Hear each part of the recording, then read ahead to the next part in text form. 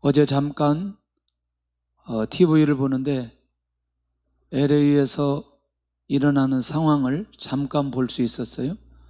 확진자 6명 중에 1명씩 죽어가는, 그래서 냉동 탑차, 그러니까 컨테이너, 이게 수도 없이 서 있는데 그 안에 전부 다 시체가 들어있는, 그리고 장례식을 할 수 없는, 그리고 사설 앰뷸런스가 약간 살 수 있는 사람만 데려다가 병원에 연결하는 이런 상황을 이제 TV에서 보여줘요.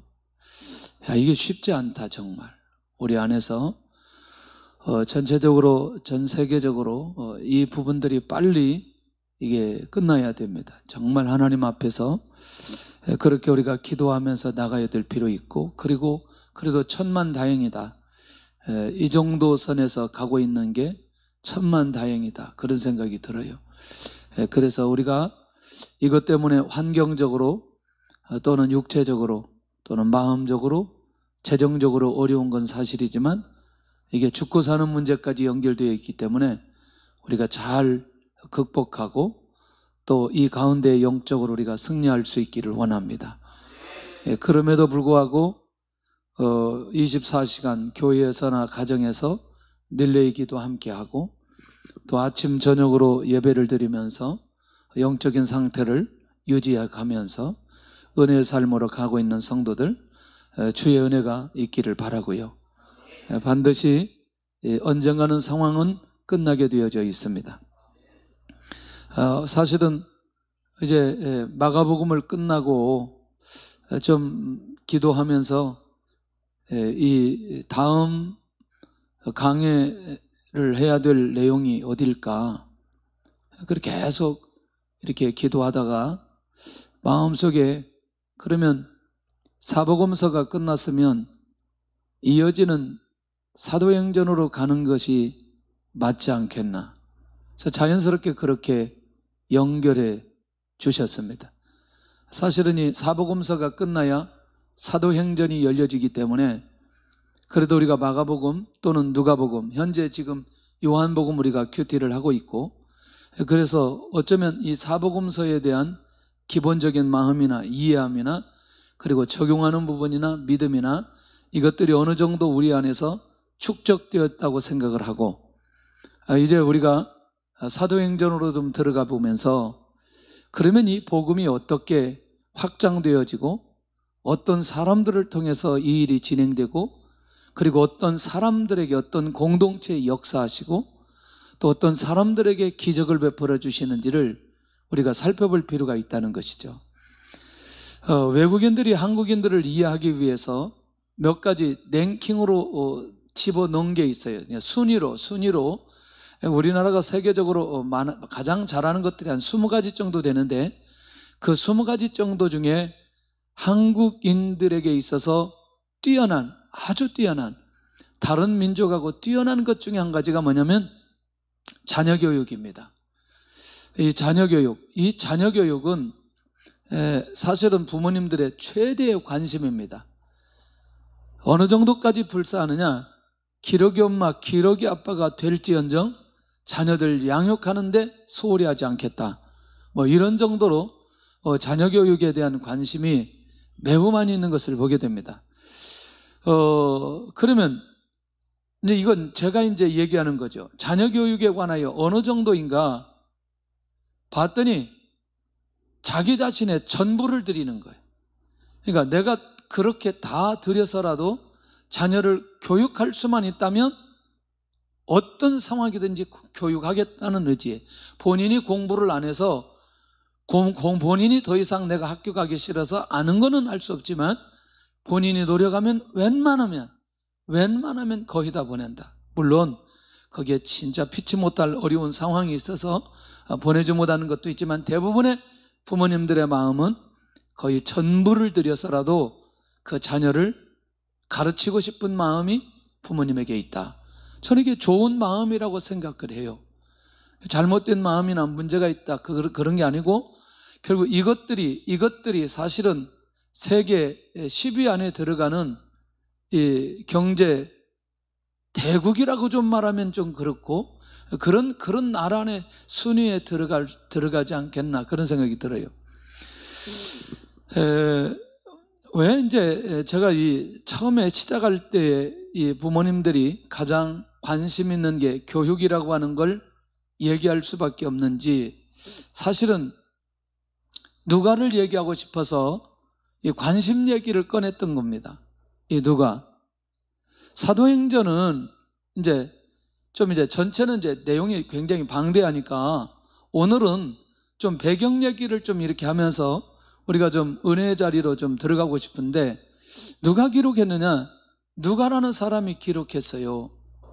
예, 사도행전은 누가 기록했어요? 누가 기록했어요, 누가가.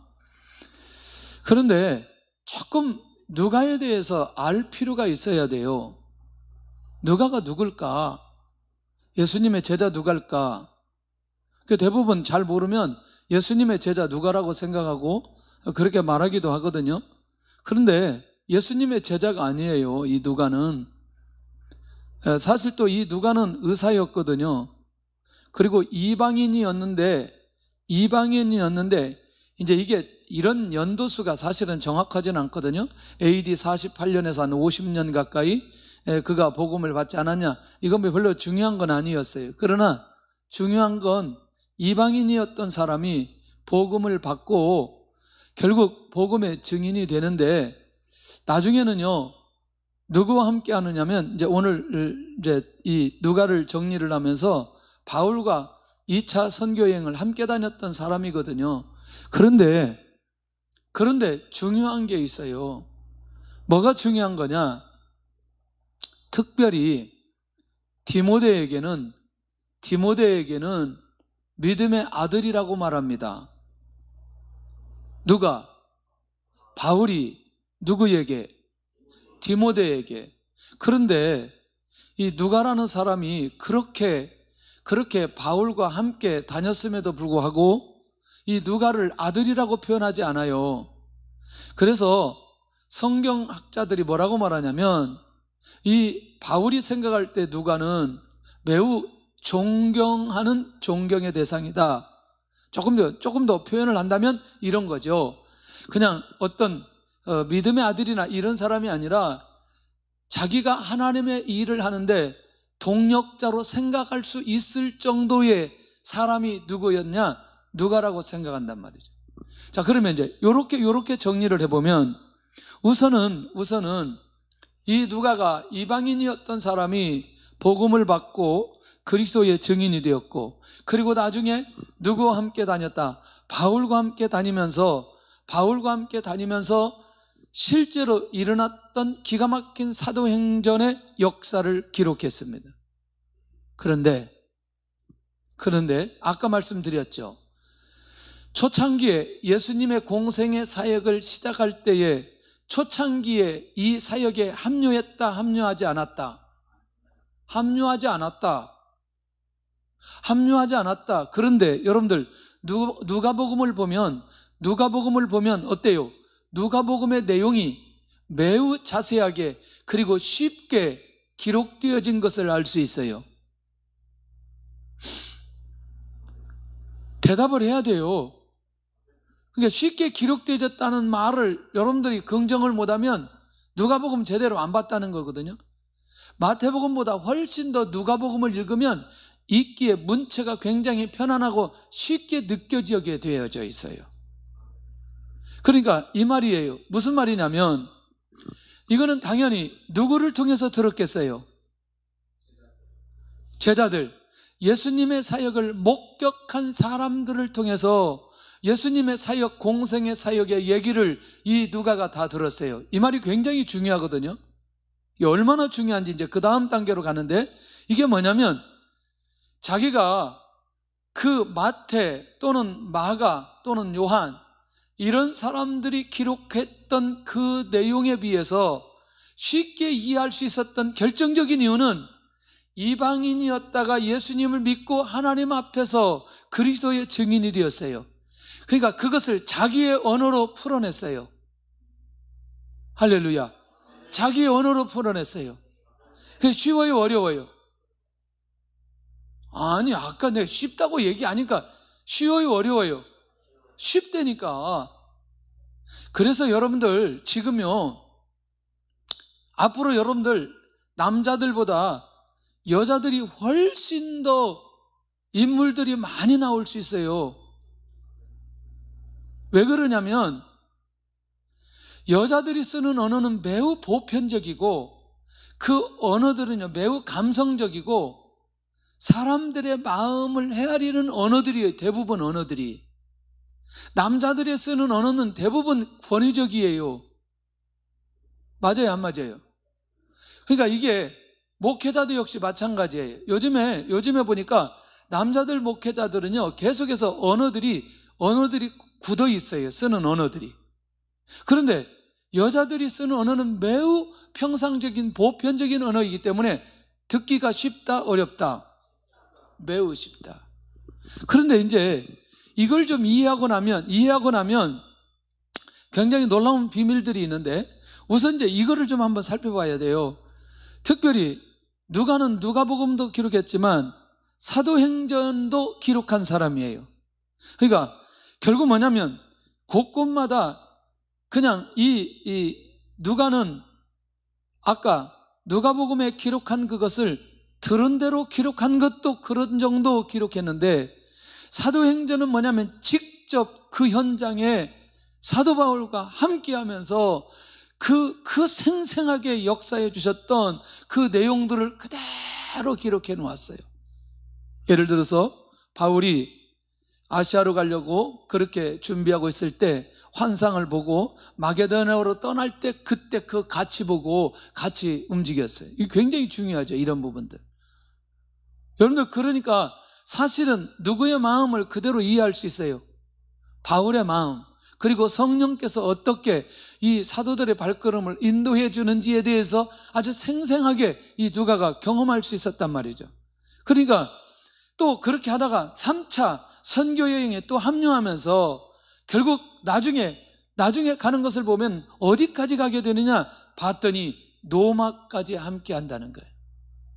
와, 사도행전 16장부터 등장되더니 계속해서 그렇게 로마 선교하는데, 로마 복음하는데 거기까지 함께 했던 사람이 누가라고 본다면 그가 기록했던 내용이 얼마나 생생하게 복음 중심, 성령 중심, 그리스도의 중심, 그 다음에 구원 중심, 이런 이 누가의 마음을 조금씩 이해하면서 이 누가복음과 사도행전을 이어가면서 그리고 인도받아 간다면 훨씬 더 사도행전을 이해하는데 도움이 많이 될 거라는 거죠. 심지어 골로새서 4장 14절에 가서 보면 바울이 수감되었을 때도 바울을 떠나지 않고 함께 했었던 사람이라는. 멋있어요? 이건 굉장히 멋있죠, 이제. 그러니까 이거는 하나님의 복음을 위해서 자기도 충분하게 쓰임받고 인도받아가는 그런 모습이 오늘 누가에게도 있었지만 그걸 혼자 하지 않고 누구와 항상 함께하였다? 바울과 함께하였다. 예. 자, 이제 그냥 일반적인 거예요. 그냥 일반적인 누가의 모습을 우리가 이제 이렇게 살펴볼 필요가 있는 거거든요. 누가는 누가복음을 기록했고 사도행전을 기록했고, 사도행전을 기록했던 누가는 바울 사역에 함께하였고 로마까지 갔고, 그 다음에 바울이 감옥에 들어갔을 때 결국 떠나지 않고 함께 했었던 사람, 이것은 누가의 됨됨이에요. 그런데 우리가 이런 정도 가지고 우리가 누가를 안다 이렇게 말하는 건 결국 한 50% 정도밖에 모른다는 거죠. 이 말 이해되나요? 진짜 이제 중요한 것들을 우리가 살펴봐야 돼요. 그러니까 지금 이렇게만 보아도 성령의 행전에 증인이 되기에 부족함이 있다, 없다? 부족함이 없다. 예. 세상에 어떻게 그 직접 목격한 사람들 못지않게 성경을 기록하고 누가복음, 그리고 그런 역사가 그렇게 기가 막히게 일어났던 내용을 이렇게 사도행전으로 기록해서 기록으로 남기고 그리고 더 중요한 건 사도와 함께 평생을 선교한 일에 헌신했던 누가 부족함이 없다는 거죠. 저는 이런 사람 볼 때 멋있다 그렇게 표현하는 거죠. 정말 멋있다, 인간적으로도 괜찮다. 그러면 한번 우리가 살펴보면 누가는 그럼 먼저 쓴 글에는 이렇게 하면서 이제 본문에 기록하고 있거든요. 1절에 보면 데오빌로여 내가 먼저 쓴 글에는 무릇 예수께서 행하시며 가르치기를 시작하신부터 이렇게 나가거든요. 그러니까 이걸 좀 압축을 해본다면 주님의 생애, 공생의 사역, 십자가의 순환과 부활 사건에 대해서 누가복음에 대해서 기록했어요. 누가복음에서도 데오빌로여, 사도행전에서도 데오빌로여, 오늘 이 데오빌로여, 이 사람에 대해서 우리가 이해하면 누가의 관심이 어디에 있는지를 알게 되어집니다. 오늘 이제 이 누가에 관한 말씀을 계속해서 들으면 들을수록 누가의 관심이 어디에 있는지 초점이 맞춰지면서 나의 관심이 어디에 있는지에 대해서 묵상해 볼 필요가 있다는 거죠. 그러니 그 데오빌로에게 예수님의 사역, 예수님의 그 순환, 예수님의 부활, 근데 여기서 조금 더 가서 특별히 복음의 역사를 일으키는 주체에 대한 구체적인 내용을 기록했다. 이 말이 뭐냐면 복음의 근본, 복음의 출발, 복음의 역사, 그것을 일으켰던 누구에게 집중하는 거예요. 누가복음에는 누구에게 집중하는 거예요? 예수님에게 집중했어요. 요게 이해가 되어야 됩니다. 요게 다시 누가는 누가복음에 사도행전을 기록하기 전에 뭐에 대한 얘기를 계속해서 했냐면 구원의 역사, 구원의 주체, 구원의 사역, 구원의 완성을 이루는 그 예수님에게 집중했다는 거죠. 요게 집중하지 않으면, 요게 보여지지 않으면 그 다음 단계로 들어가지 않기 때문에 이 누가복음에서 철저하게 데오빌로에게 이 복음의 내용, 복음의 가치, 복음의 능력, 복음의 은혜, 이거를 끊임없이 기록했다는 사실이 주목해야 된다는 거예요. 자, 여기까지는 어려움이 없어요. 지금 누가복음을 1분 만에 정리를 했어요. 그런데 이 복음의 확장을 위해서 이제 주님께서 말씀하신 것을 기록합니다. 뭐냐? 택하신 사도들에게 성령으로 명하시고 증인으로 세워주셨다. 다시 아까 누가복음에 그렇게 예수님이 누구인지에 대해서 정확하게 다 기록해 놨는데 예수님이 그것으로 끝나지 않고 이 엄청난 복음의 가치가 있는데 이 복음의 가치를 이제 알리도록 하기 위해서 누구를 세우시고 사도들을 세우시고 그리고 그 사도들에게 성령의 역사가 일어날 것을 명하시고 그리고 그들을 파송하는 이 부분들을 이제 기록하기 시작하고 연결되어 가고 있다는 거예요. 어떻게 복음이 시작되어져서 복음이 출발되어져서 어떻게 흘러가고 어떤 역사로 진행하고 있는지를 보여주고 싶은 거예요. 와, 자, 조금 더 가보면 결국 이렇게 승천하신 날까지 이를 기록했는데 자, 이 내용들을 쭉 정리를 하면서 이제 1차적으로 정리할 필요가 있어요. 뭐가 정리되어야 되느냐? 이 누가는 자기 안에서 이미 이게 다 정리되었어요. 지금 누구예요? 수신자가 누구예요? 데오빌로. 이 데오빌로에게 이 누가복음과 사도행전을 기록하면서 뭔가 거기에 결정적인 메시지, 이게 지금 누가가 뭔가 관심 가지고 있는 것 아니냐는 거예요. 아니, 지금은 우리는 1장에서 28장까지 다 보고 있다니까요. 그리고 1장에서 28장까지 되어진 역사를 한 번에 써서 보냈다니까요. 그러면 누가복음 1장에서 24장까지와 사도행전 1장에서 28장까지 전체를 묶어서 이렇게 한 번, 두 번을 보낼 때는 뭔가 누가 안에 무엇인가에 대한 어떤 것에 대한 관심이 그 안에 있었기 때문에 이걸 보내는 거 아니냐는 거예요. 다시 또 가야 됩니다. 이미 복음에 대한 내용을 보냈어요. 누가복음. 그러면 사도행전에 대한 내용을 다시 또 두 번째 또 보내요. 이게 지금 누가가 오늘 누가복음이나 사도행전에 나타나지 않는 굉장히 놀라운 비밀이 그 안에 숨겨져 있다니까요. 숨겨져 있다니까요. 이거를 이제 데오빌로를 이제 살펴보면 많은 사람들이 이제 어떤 총독 중에 한 사람이다, 어떤 높은 지위에 있는 사람 중에 한 사람이다 이렇게 말하기도 하고, 뭐 성도들 중에 한 사람이다. 일단 우리는 데오빌로라는 이름을 지칭했으니 이 사람이 실제로 사람이라고 생각을 하고, 그 다음에 모든 성도들이 이 말씀을 받는 것도 오늘 우리도 받기 때문에 대상자들은 다 성도들이라고 말할 수 있는 거죠. 그렇지만 우선은 이렇게 데오빌로요 라고 지칭하면서 말할 때는 이 누가 안에 엄청난 관심, 뭔가 하나님 앞에서 이 데오빌로에게 꼭 보여주고 싶은 게 있다는 거예요. 이걸 우리가 알아야 된다는 거예요. 그거를 오늘 발견해야 사도행전 전체가 열려지고 누가복음 전체가 열려지면서 이 시대에 우리의 눈이 열려지면서 우리의 관심도 바로 거기에 집중할 수 있는 것을 보게 된다는 거예요. 그러면 이제 여러분들, 지난번에 우리가 누가복음 하면서 특별히 이 누가는, 이 복음은 모든 계층 그리고 모든 이방인들을 향한 세계 만민의 구주이심을 밝히는 거예요. 그러니까 예수님은 누구든지 예수님을 믿는데 계층이 상관없다. 그리고 모든 이방인들도 다 예수님 믿으면 구원받는다. 예, 이게 지금 누가가 가지고 있는 마음으로 이 누가복음을 기록했어요. 그게 주님의 의도 아니에요? 그게 주님의 계획 아니에요?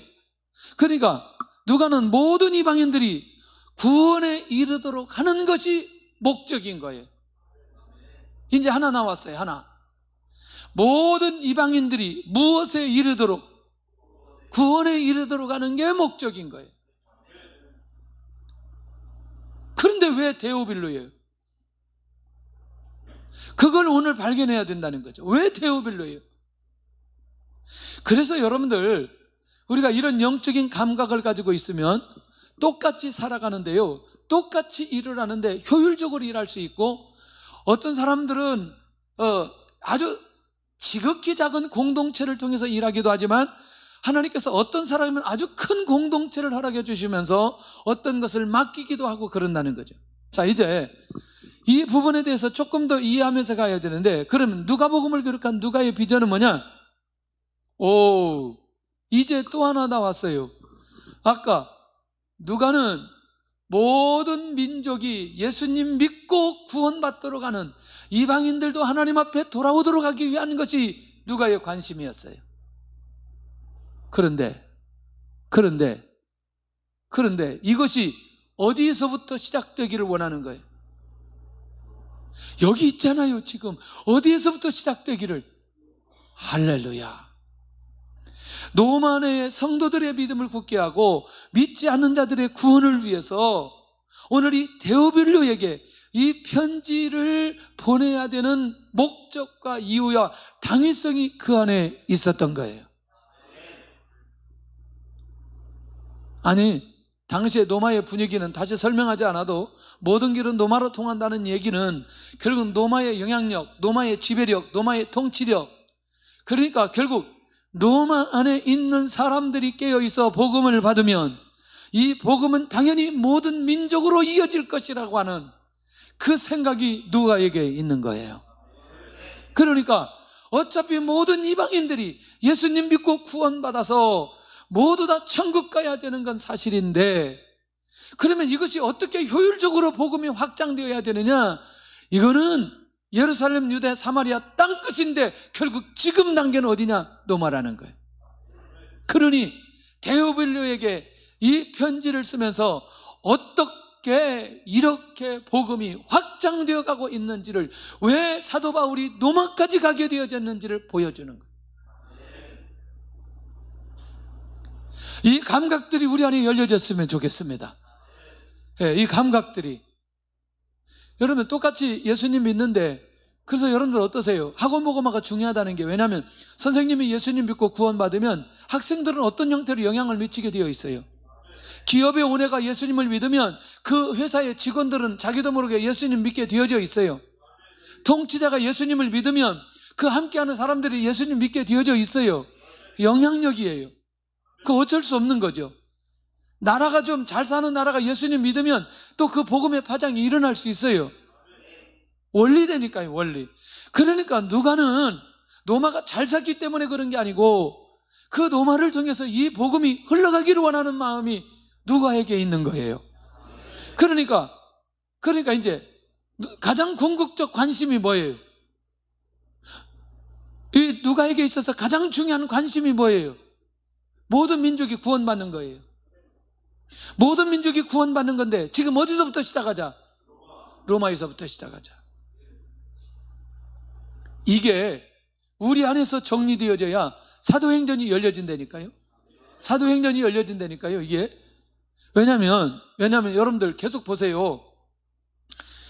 16장에서부터 본격적으로 13장에서부터 사도 바울 사역이 시작되거든요.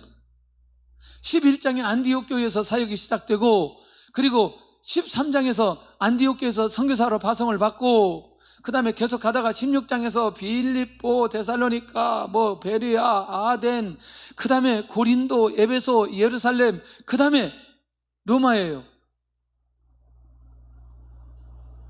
아니, 이거 잘 보셔야 된다니까요. 그 제가 이렇게 질문 던질게요. 사도 바울만 복음을 전했어요?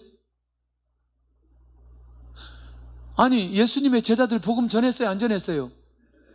전했어요. 나중에 인도까지 가고 막 그래요, 나중에.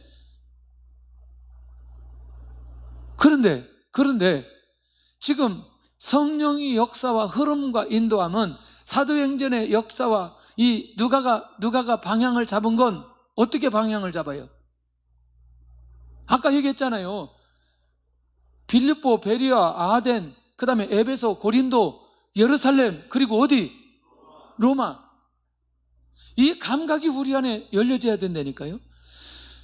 그때 사도 바울 외에도 많은 사람들이 일어나서 복음이 확장되어 가는데, 유독 오늘 이 누가는 그 바울의 발걸음을 로마로 향하는 것으로 그렇게 연결시켜서 끌고 가고 있는 그 목적과 그 중심이 무엇인지를 이해할 필요가 있는 거예요. 그러니까 이제 그러면 이제 이 누가의 마음, 누가의 애통함이 어디에 있는지를 이해할 수 있는 거죠. 그러니까 이런 거죠. 할 수만 했다면 로마에 있는 성도들, 로마에 있는 지도자들이 결국에는 이 복음을 받고 그들이 잘 세워져서 주님께서 말씀해 주신 이 사도행전 1장 8절이 이루어지기를 원하는 마음이 그 안에 있었던 걸 보게 된다는 거예요. 그래서 이 복음서를 통해서 하나님의 나라를 확장시키기 위한 그 근본적인 마음이 오늘 이 누가에게 있는, 그래서 누가복음 4장 18절이 그만큼 중요한 거예요. 우리 한번 같이 한번 해보겠습니다. 시작. 주의 성령이 내게 임하셨으니 이는 가난한 자에게 복음을 전하게 하시려고 내게 기름을 부으시고 나를 보내사 포로된 자에게 자유를, 눈먼 자에게 다시 보게 함을 전파하며 눌린 자를 자유롭게 하고 주의 은혜의 해를 전파하게 하려 하심이라. 할렐루야. 그러니까 이게 사실은 이 누가의 가슴 안에 있는 거죠. 그리고 이것이 확장되어지기를 원하고 있는 거죠. 결국 이방의 영혼들이, 이방인들이 주께로 돌아오기를 원하는 그 영혼을 향한 누가의 중심이 누가가 가지고 있는 가장 중요한 관심이었다는 사실을 우리에게 가르쳐주고 있다는 거예요. 이제 누가의 마음이 보여지기를 원합니다. 누가의 관심이 어떤 관심인지 보여지기를 원합니다. 그러니까 이제 사도행전을 기록한 목적이 있어요. 사도행전을, 여러분들 이제 이해되시겠죠? 이걸 역사의 기록으로 남기려고 기록한 거다. 아니면 이 사도행전을 기록해서 이 복음의 파장이 일어나기를 원해서 기록하는 거다. 전자, 후자? 후자. 그런데 역사적으로도 너무너무 이 내용이 중요하고 복음을 증가하는데도 너무너무 성령의 인도, 성령의 역사, 성령의 능력 너무너무 중요하고 하나님의 구속 역사의 연속성을 위해서, 이제 이 말이 잘 들어야 되는 거예요. 구약의 언약들이 사복음서에서 완전히 성취되었어요. 할렐루야. 마태복음 1장 1절 23절 다 구약의 복음이 완전히 성취된 걸 우리에게 보여줘요. 그런데 이제는 주님의 초림의 언약의 성취와 재림의 시간 안에서 이루어져야 될 것들이 무엇인가를 보여주고 싶은 거예요. 그것이 뭔가를 이제 예수님 오셔서 승천하시고 예수님 다시 오실 그 시간 속에서 어떻게 구속의 역사가 연속적으로 이어져 가는가를 보여주고 싶은 거예요. 와, 아니 누가가 누구라 그랬죠? 아니 나는 신분 물어봤는데 아까 의사라 그랬잖아요. 이런 의사 어디 있어요? 의사라니까 의사. 그러니까 우리는 대부분 다 사도들이 성경을 기록하고 다 쓰임받는 줄 알지만 의사가 이렇게 변하니 이런 엄청난 복음의 파장이 일어나는데 얼마나 놀라운 일이냐는 거죠. 그러니까 사도행전에는 구속사의 역사가 일어난 후 이 성취된 복음이 지역과 인종의 장벽을 넘어서 온 세계로 전파되는 단계를 보여주고 있다는 거예요. 어떻게 예루살렘에서 시작했는데 유대 사마리 땅끝까지, 사마리아 땅끝까지 확장되고 있는지. 무엇으로? 성령으로. 무엇으로? 성령으로. 할렐루야. 무엇으로? 성령으로. 그러니까 이제는 이 구속사가 확장되어지는 부분에 대해서 성령의 역사를 이해하지 않으면 이 확장에 대해서 이해할 수가 없다니까요. 할렐루야. 그러니까 이제 우선은 이제 나중에 이제 우리가 이제 성령에 관한 얘기를 이제 많이 이제 사도행전에 우리가 살펴보도록 하고 어떻게 전파되어지는 이 단계를 하나씩 보여주고 싶은 거예요. 그럼 이렇게 말해도 돼요? 하나님의 역사가 이렇게 단계별로 나타났다. 성령의 역사가 이렇게 단계별로 나타났다. 주의 역사가 이렇게 단계별로 나타났다. 주의 복음의 열매가 이렇게 단계별로 나타났다. 다 맞는 얘기죠. 다 맞는 얘기죠. 그러니까 이제 이렇게 기가 막히게 성령의 역사가 이렇게 일어남으로 이렇게 파장되어졌다는 사실을 이제 보여주는데, 그래서 구속사의 일대 전환의 핵심을 이제 알리고 싶은 거죠. 아까 얘기한 대로 무엇으로? 성령으로. 성령의 역사가 일어나니까 오순절 성령 강림으로 교회가 탄생되고 공동체가 세워져 버린 거예요. 그러니까 이게 우리는 새롭게 접근해야 돼요. 왜냐하면 구약의 선민의 공동체 이스라엘에서 신약의 교회로 전환되어 버리는 과정이었어요. 이제는 지금 계속해서 유대인들이 뭘 계속해서 강조했어요? 우리는 누구라고? 선민이라고. 그런데 예수님이 오시고 난 이후에는 전부 다 무엇으로? 교회로. 이렇게 전환되어졌던 결정적인 역사적인 현장이 사도행전 2장인 거예요. 와, 이걸 누가가 봤다니까요. 그러니까 이 구속사의 일대 전환점이 어떻게 일어났는지를 이제 보여주기 시작하는 거죠. 그리고 그것이 선민에게만 묶여있지 않고 계속해서 이방인에게 어떻게 파장되어 가고 있는지를 알려주고 싶은 거예요. 이 복음은 예루살렘만 구원하도록 예수님이 이 땅에 오신 분이 아니시기 때문에, 자 다시, 그 안에 뭐가 있기 때문에 이게 가능했어요? 다시, 누가 안에 어떤 관심이 많아요? 이제 막 문장을 만들어야 돼. 누가의 관심이 뭐예요? 복음이 확장되기를 원하는 거예요. 자기가 만난 예수님, 자기가 경험한 예수 그리스도, 성령의 역사로 이제 전 세계의 모든 민족에게 이 복음이 확장되고자 하는 그 관심이 그 안에 가득 있는 거예요. 그러니까 이거를 하나씩 밝히면서 사람들의 눈을 뜨게 하고 싶은 거예요. 저도 이거 보다가 눈을 떴잖아요. 사도행전 1장 8절 보다가 눈이 열려졌잖아요. 여러분들 대부분 자기 인생 진로에 고민하다가 사도행전 20장 24절 가서 보면 주의 복음을 증가하는 데 나의 생명을 조금도 귀한 것으로 여기지 아니하노라 이렇게 고백하면서 자기 인생 결단한 사람이 얼마나 많이 나오는데요. 여러분들 기도하다가 사도행전 보고 기도하다가 사도행전 2장에 수많은 능력과 기적들이 얼마나 많이 나타나는데요. 그냥 이거를 알기만 했는데 이거를 바라보고 일어나는 사람들이 너무나 많이 있는 거예요. 왜? 자기도 모르게 누가가 가지고 있었던 그 마음으로 들어가는 거예요. 누가가 관심 가진 그것으로 우리도 관심을 가지게 되는 거예요. 그러면서 우리도 영향받기 시작하는 거예요. 그러면 우리가 지금 2000년이 지난 우리도 그 영향을 받는데 로마에서 데오빌로가 로마에 있는 성도들이 이 편지를 받고 이 내용을 듣고 그들이 가만히 있을 수 있겠냐는 거예요.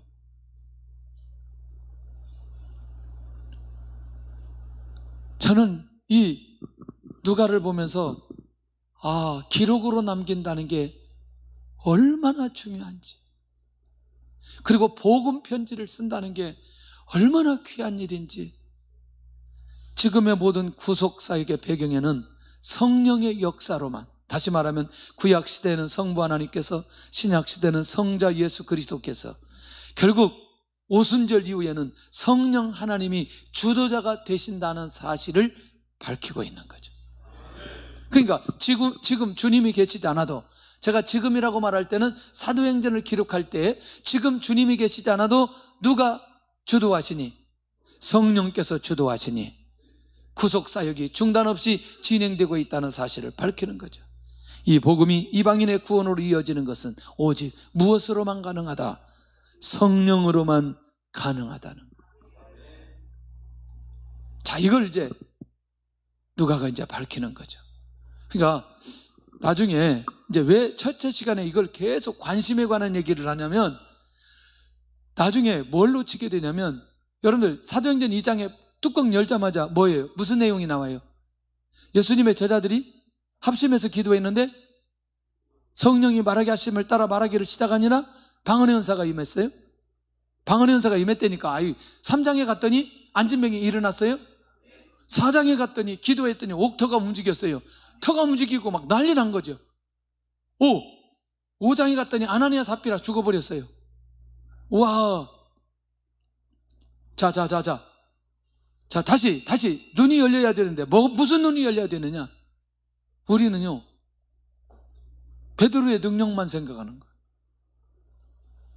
안진병이 일어난 것만 기억하는 거예요. 방언의 은사만 기억하는 거예요.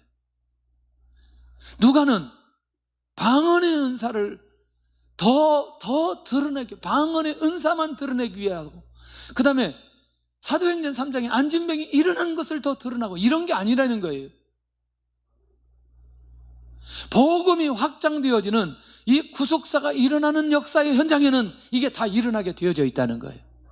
다 일어나게 되어졌다는. 그러니까 그 가장 중요한 본질, 핵심, 그 중요한 의미를 놓쳐서 한 부분만 우리가 가지고 계속해서 씨름해서는 안 된다는 사실을 우리에게 가르쳐주고 있는데, 그러면 사도행전의 대상은 데오빌로라는, 계속해서 얘기했어요. 각하라는 칭호를 붙인 것을 보면 총독 이상의 사람이다. 이 사람은 복음을 받고 성도가 있는 특정인이 된 사람이다. 이렇게 이제 보는 겁니다.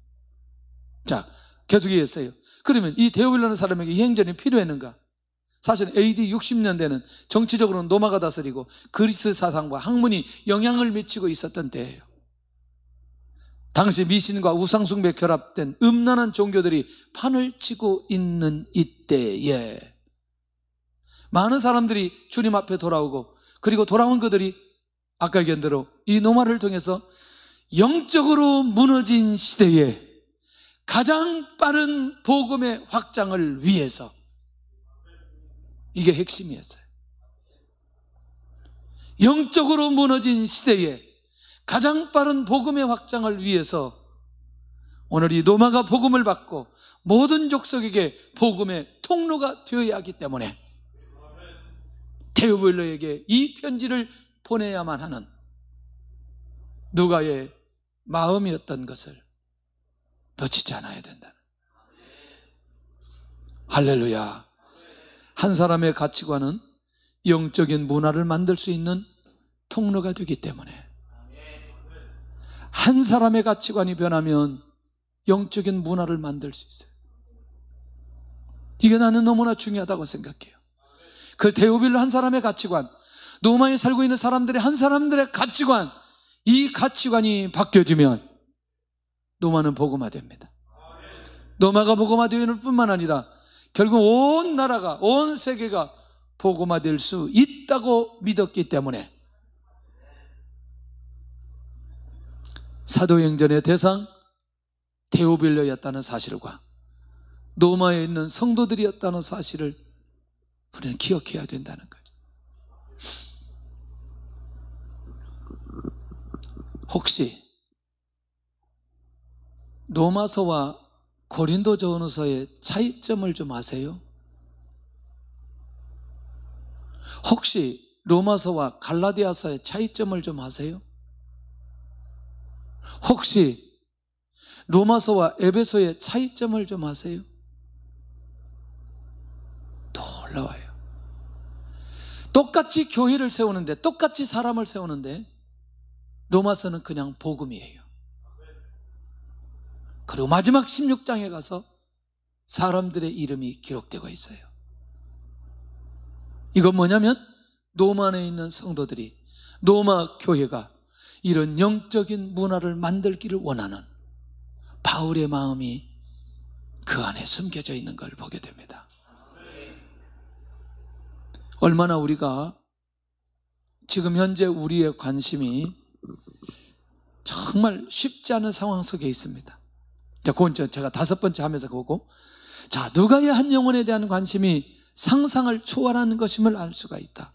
상상을 초월한다? 그러니까 보편적인 사람이 경험하지보다는 간직할 수 없는 그런 관심이 오늘 이 누가의 관심이라는 거예요. 저는 그런 면에서 이 시대의 관심에 대해서 한번 살펴볼 필요가 있어요. 건강에 너무나 관심이 많다. 맞아요, 안 맞아요? 아마 우리가 있는 대로 지금 이 시중에 나온 거, 몸에 좋다는 거 다 먹으면 한 250년은 살 것 같아요. 그거 먹으면 절대로 안 죽을 것 같아요. 맞아요? 먹는 것에 너무 관심이 많다. 역시 저도 먹는 것에 관심이 많습니다. 한 번을 먹되 목숨 걸고 먹으려고 하는데, 맛있는 데 어디든지 가는. 세 번째, 즐기는 것에 너무나 관심이 많다. 즐기는데 다 일시적인 거죠. 그 다음에 네 번째는 이성에 너무나 관심이 많다. 결혼 전이건 결혼 후건 시도 때도 없이, 세대에 상관없이. 할렐루야. 자, 그 다음에 5번째, 건물에 너무나 관심이 많다. 이제 제가 이 말을 왜 했냐면, 가끔가다 혹시라도 그 TV에서나 도시를 비춰주는 밤의 야경을 한번 보셨어요? 얼마나 아름다운지? 건물들이 얼마나 아름다운지? 안 보셨어요?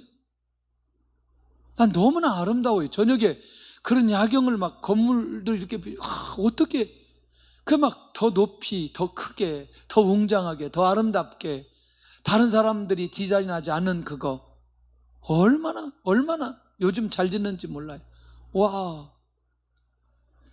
그 다음에 성공에 너무나 관심이 많아요. 자, 그 다음에 재물에 관심에도 관심이 많아요. 이게 지금. 그 다음에 명예에도 관심이 많아요. 지금 이 시대에 우리가 이제 살아가는데 우리의 관심을 빼앗아 가는 것들이 굉장히 많이 있다는 거죠. 그 다음에 자기 자신에 너무나 관심이 많아요.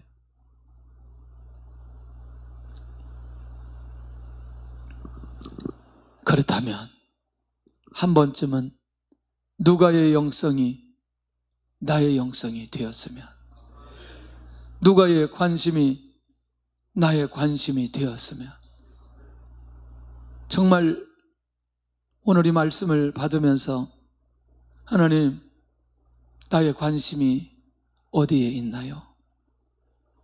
나도 누가처럼 이런 관심을 가지고 살아가게 하여 주옵소서. 사람에게 문자 하나를 보내도, 전화 통화를 해도 이 복음의 역사와 능력을 나눌 수 있는 마음이 내 안에 있게 하여 주옵소서. 우리 마지막 결론하겠습니다. 나는 주님에게 먼저 관심을 가지고 있는가? 나는 자녀에게 주님의 말씀을 먼저 가르치나? 내가 알고 있는 많은 사람들에게 먼저 말씀을 가지고 나누나? 나는 주님의 말씀 따라 증인으로 서 가고 있는가? 누가처럼 세워야 할 한 영혼이 기억나는가? 전 우리 모든 성도들이 오늘 이 예배를 드리면서 하나님, 나도 이런 누가처럼 쓰임받기를 원하고, 내가 무엇을 전하든지 말하든지 이런 복음의 파장이 일어나는 역사가 나의 삶 속에서도 일어나게 하여 주옵소서.